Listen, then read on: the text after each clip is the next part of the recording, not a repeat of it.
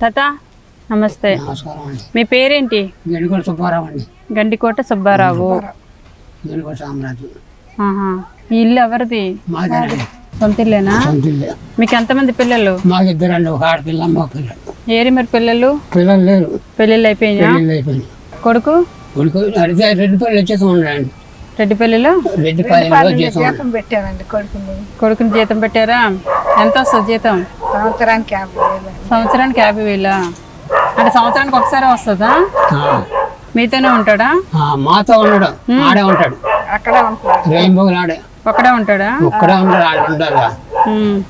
మేమే ఎప్పుడైనా అవసరం అయితే చూసి చెప్తామండి. మీరిద్దరు ఎలా బ్రతుకుతున్నారు? ఏం పని చేస్తారు? ఏం పని లేదండి. ఆమెకి ఈ పని పోదు, ఉమ్? ఆమె పని పోదు, నేను పోను. మరి ఎలా తింటారు? నేను కోట బీస్తున్నారుగా ఉమ్, అవి ఉమ్, అవి పెట్టుకొని తింటాను. ఉమ్, నాకేం దగ్గు వయసు ఉమ్. ఉంటే బాగుంటుంది. పనికి వెళ్తున్నా బాబా. మీరు వెళ్తారా? ఏ పనికి వెళ్తారు? ఇంటి పాచి పనికి పనికి వెళ్తా. మీ కూతురు ఏం తెచ్చేవదా? కూతురు చచ్చిపోయిందండి. 2 క్యాన్సర్ అయితే ఆపరేషన్ చేశారు. ఏది కరెంట్తో చేశారు, అది తగ్గల. ఉమ్, కాకపోతే దాని దగ్గర పరీక్ష ఉమ్, కచీర్లు కళ్ళు పైకి కూతురికి. ఉమ్. కళ్ళు పసులు అయ్యి జాండీస్ వాళ్ళని చూపిలా బిళ్ళల బొళ్ళలు తెచ్చిచ్చారు కానీ తగ్గల. 2 మా పిల్లలు. ఉమ్. ఆ పిల్లలు మరి ఎవరితో ఉంటున్నారు? వాళ్ళే వండుకొని తింటున్నారు, పెద్దోళ్ళు అయ్యారు. పెద్దోళ్ళు అయ్యారా? నాకేం దగ్గు వయసు, పని చేయలేకపోతే. రేషన్ అది వస్తుందా మీకు? పెన్షన్ వస్తుందా మీకు? నాకు వస్తుంది. పెళ్ళి అయిందా మీ కొడుకుకి? అయింది కానీ వదిలిపెట్టిపోయిందండి. ఎందుకని? పిల్లడు కత్తి చెక్కలుగా ఉంటాడు.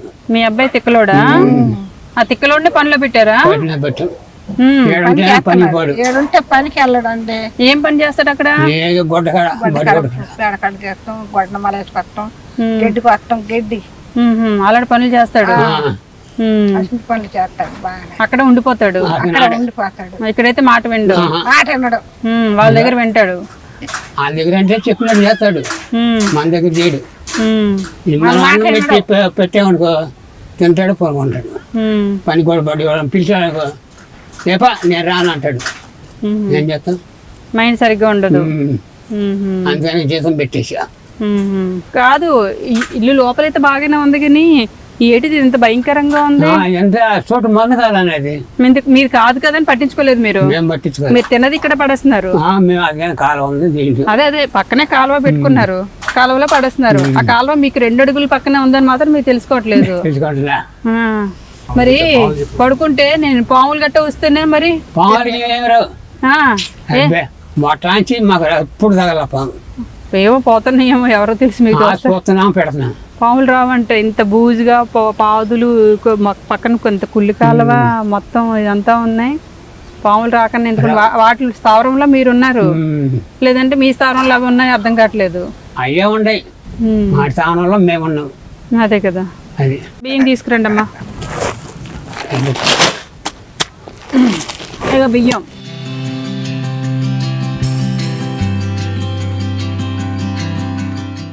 అన్నీ ఉంటాయి.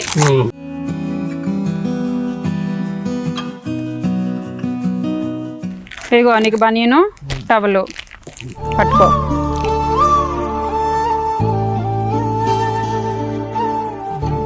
ఇక మర్చిపోయాను నీకు లుంగి కూడా.